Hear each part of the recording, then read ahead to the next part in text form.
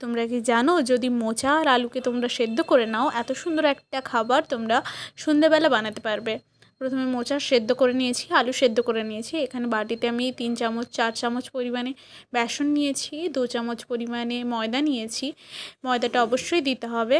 তারপর এতে অ্যাড করেছি হলুদ গুঁড়ো, লবণ পরিমাণ মতো। এটাকে জল দিয়ে মিশিয়ে নেব।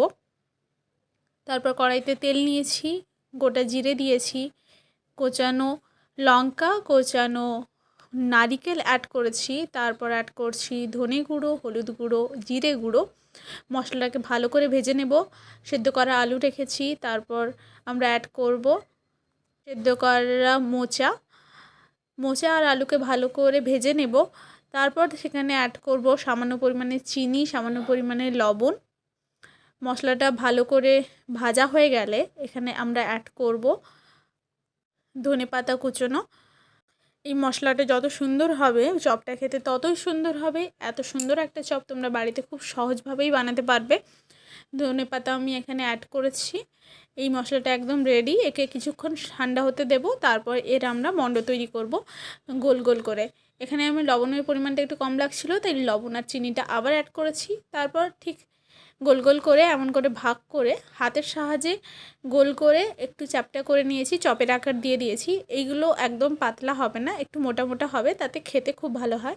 ব্যাটারটা ঠিক এমন তৈরি হয়েছে। আমি এখানে বেকিং সোডা ইউজ করেছি লাস্টে। ভাজার ঠিক আগের মুহূর্তে এখানে বেকিং সোডাটা ইউজ করতে হবে।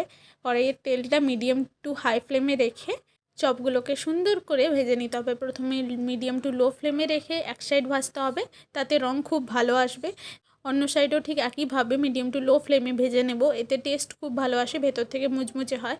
আর ময়দা দেওয়ার জন্য এটা একটু ক্রিস্পিও হয়ে থাকে।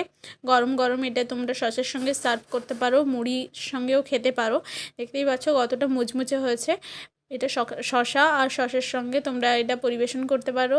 দেখতেই পাচ্ছ এটা খেতে দুর্দান্ত হয়েছে। Thanks for watching. যদি ভালো লাগে অবশ্যই ট্রাই করো। Thanks for watching. Tata, bye bye.